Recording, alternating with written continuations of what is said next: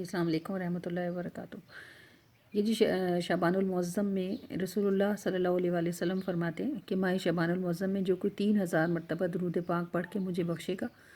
تو بروز محشر اس کی شفاعت کرنا مجھ پر واجب ہو جائے گی۔ اس کے پڑھنے کا طریقہ یہ ہوگا کہ آپ اس کو 3000 مرتبہ تو اپنے لیے پڑھ سکتے ہیں، یعنی آپ 3000 دفعہ پڑھ کے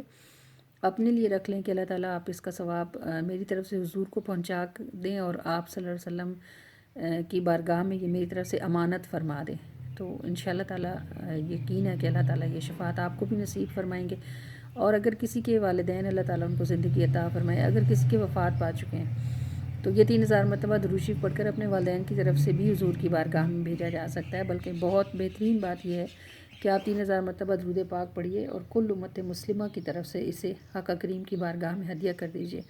کہ جن کے پیچھے کوئی ہاتھ اٹھانے والا نہیں ہے وہ بھی آپ کے اس عمل سے مستفید ہو جائیں گے، اور اگر ہم کسی کے لیے خیر کریں گے تو اللہ تعالیٰ ضرور ہمارے لیے خیر فرمائے گا۔ اور آپ کو معلوم ہی ہوگا کہ سب مہینوں میں سے شعبان المعظم کو رسول اللہ صلی اللہ علیہ وآلہ وسلم کا مہینہ کہا جاتا ہے۔ تو جس طرح حضور کی صدقے میں سب شہروں میں سے شہر مدینہ افضل ترین ہے، اسی طرح حضور کی نسبت سے سب مہینوں میں سے شعبان المعظم کا مہینہ اس لیے افضل ہے کہ اس کو نسبت رسول اللہ صلی اللہ علیہ وآلہ وسلم کے ساتھ ہے۔ تو اس یوں بھی درود پڑھنے کی بڑی فضیلت ہے، لیکن اگر شعبان المعظم میں پڑھا جائے تو ظاہر ہے کہ حضور کی نسبت کی وجہ سے پھر اس کی شان زیادہ ہو جائے گی۔ اللہ تعالیٰ ہمیں نصیب فرمائے کہ ہم اس کو اویل کر سکیں۔ اور یہ دوسری جو چیز ہے کہ شعبان المعظم کی 14 تاریخ کو، یعنی آج 14 ہے نا، تو آج کو آپ نے مغرب کی نماز سے پہلے 40 مرتبہ جو ہے آپ نے پڑھنا ہے لا حول ولا قوت الا باللہ العلی العظیم۔ اس دعا کے پڑھنے سے اللہ کریم 40 سال کے گناہوں کو معافی عطا فرماتے ہیں۔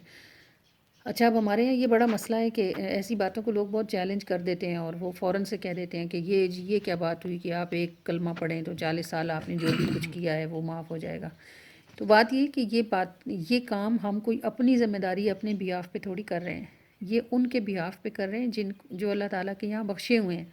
اور جن کے بڑے درجے اور بڑی بلندیاں ہیں۔ تو کیا ہمارا جاتا ہے کہ اگر ہم 40 مرتبہ اس کو پڑھ ہی لیں، کیا جب کہ کل اللہ کی بارگاہ میں سب ہی رہ جائے اور یہی مقبول ہو جائے؟ حضرت سیدنا بائزید بستامی علیہ رحمہ سے کسی نے وفات کے بعد پوچھا تھا کہ آپ کے ساتھ اللہ نے کیا معاملہ فرمایا؟ حضرت غالباً حضرت جنید بغدادی تھے، فرمایا کہ سب عمل رہ گئے اور رات کو جو 2 نفل پڑھا کرتا تھا ان کے صدقے سے اللہ نے بخشش کر دی۔ تو اللہ کو بخشنے کا بہانہ چاہیے نا، تو بجائے اس کے کہ ہم نہ پڑھنے کے بہانے بنائیں، پڑھنے کے بہانے کیوں نہ بنا لیں کہ ہو سکتا ہے وہ مقبول کر لے اور اجر عطا فرما دے۔ اور یہ جی آج کی رات میں پڑھنے کے لیے ہے 15ویں شب میں سورہ بقرہ کا آخری رکوع آمن الرسول جو ہے پورا آخر تک 21 مرتبہ اس کو پڑھنا جان اور مال دونوں کی سلامتی کے لیے بڑا افضل ہے۔ اور 15ویں شب میں سورہ یاسین اگر آپ 3 دفعہ پڑھ لیں تو پہلی دفعہ اگر آپ اس سے ترقی رزق کی نیت سے پڑھیں تو انشاءاللہ سارا سال رزق میں ترقی ہے،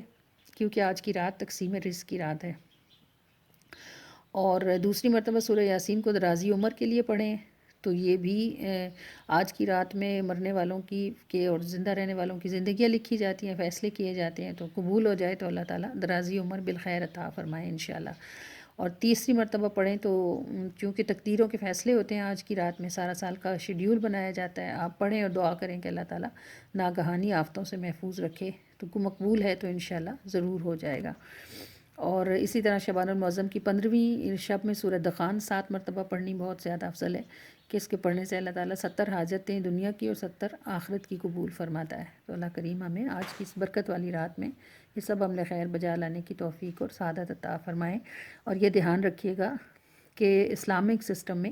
رات مغرب کی نماز کے بعد اذان کے بعد شروع ہو جاتی ہے۔ کبھی لوگوں کو یہ دھیان ہوتا ہے کہ 12 بجے کے بعد، تو یہ 12 بجے والا سیٹ اپ ہمارا نہیں، یہ نان مسلمز کا ہے۔ جب مغرب کی اذان ہوگی تو ہماری 15ویں شب آغاز ہو جائے گی، اور اللہ تعالیٰ ہمیں اس رات کا ہر پل سنبھالنے کی توفیق عطا فرمائے۔ السلام علیکم ورحمۃ اللہ وبرکاتہ۔